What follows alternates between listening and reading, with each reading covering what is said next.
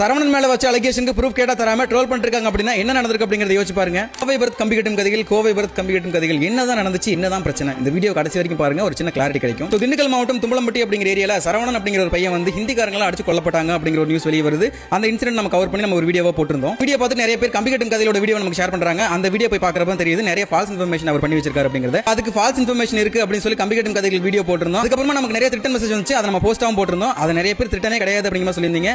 Threatened பண்ணவங்களுக்கு threatened பண்ணாங்களா இல்லையா அப்படிங்கிற ஒரு விஷயம் தெரியும். அது இல்லாம சரவண கேஸ் இன்ஃபர்மேஷன் தெரியும் அப்படிங்கிறதுக்காக திண்டுக்கல்ல அந்த கேஸை ஹேண்டில் பண்ணி டிஎஸ்பி கிட்ட நம்ம பேசியிருந்தோம். அந்த ஆடியோவை நம்ம ஆட் பண்ணியிருந்தோம். அதை வேணா இந்த கிளிப்ல ஆட் பண்றேன். அந்த பையன் வந்து இந்த பொண்ணு தப்பா நடந்துட்டான், அதனால வந்து அவங்க அப்பாவே இந்த பையன் சொல்லல அந்த மாதிரி இருந்தா அது தப்பான தகவல் இல்லையா சார்? அந்த மாதிரி எதுவும் ஆதாரங்கள் எதுவும் கிடைக்கல. கண்டிப்பா அந்த பையன் பேசிட்டு இருந்தா நார்மலா ஒரு 2 பேருக்கு சின்ன வாக்குவாதம் வந்துச்சு. இந்த பொண்ணு வந்து அதுல அடுத்து ஒரு தடவை தள்ளி விட்டுருச்சா என்ன வாண்டதுதான் அந்த பொண்ணு முன்ன பின்ன மாத்தி ஒரு தடவை தள்ளி விட்டேன்னு சொல்லுது, ஒரு தடவை இல்ல அவனை வாங்கிட்டான்னு சொல்லுது, ஒரு தடவை நான் பிடிக்க வந்தா நான் பயத்துல தள்ளி விட்டு ஓடிட்டேன் அப்படின்னு சொல்லுது.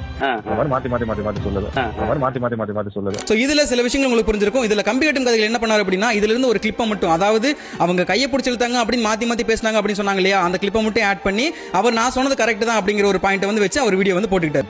பிடிக்க வந்தா நான் பயத்துல தள்ளி விட்டு ஓடி பிடிச்சி இழுத்ததாவும் அதனாலதான் தள்ளி விட்டதாவும் அந்த பொண்ணு சொல்லியிருக்கதா அவர் சொல்றாரு. பேர் பாலியல் சீண்டல் இல்லாம வேற என்னடா? அண்ட் அது இல்லாம இன்னொரு கிளிப் இருக்கு, அதையும் ஆட் பண்றேன். இந்த ஒரு இடத்துலயோ காவல்துறை வந்து உங்க பையனை பத்தி தவறா எந்த இடத்துலயுமே சொல்லல. மீடியால ஏதாவது தவறா வதந்தி வருது. இப்ப கூட நான் உங்ககிட்ட தெளிவா தான் சொல்றேன். உங்க பையனோட மொபைல இது வரைக்கும் நாங்க விசாரணைக்காக பரிசோதனை பண்ணிருக்கோம். தவறு எதுவும் நடந்ததா தெரியல.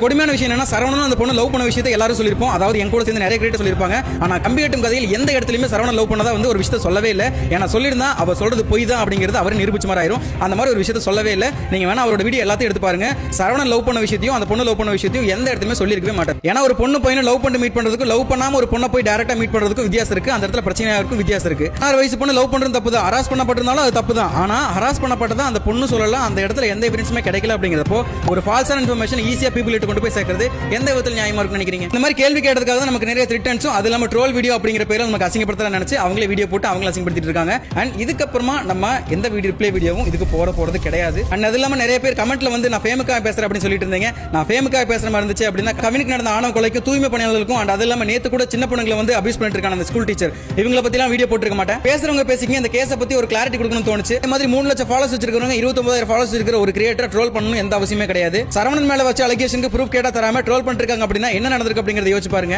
நிறைய பேர் வந்து கம்பி கட்டும் கதைகளை ஏன் பிளாக் பண்ணீங்கன்னு கேட்டீங்க. சொசைட்டிக்காக பேச வந்து விட்டுட்டு முட்டாள்தனமா அவங்களுக்கு ரிப்ளை வீடியோ போட்டுருந்தது எனக்கு நல்லா புரிஞ்சுது. அதனால பிளாக் பண்ணிட்டு என் வேலையை பார்க்க ஆரம்பிச்சிட்டேன். இதுக்கப்புறமா எந்த வீடியோ இதை பத்தி வரப்போறது கிடையாது. இந்த வீடியோ கூட சரவண கேஸ்ல ஒரு கிளாரிட்டி கொடுக்கணும் அப்படிங்கிறதுக்காக தான். எஃப்ஐஆர் இல்லாத விஷயத்தையும் அங்க நடந்துச்சா இல்லையான்னு ஒரு கிளாரிட்டியே இல்லாம ஒரு இறந்து போன பையனை ரேபிஸ்ட் ஆக்குறது கண்டிப்பா சரி கிடையாது. இதுக்கப்புறமா இதுக்கு ரிலேட்டடா எந்த ஒரு வீடியோஸும்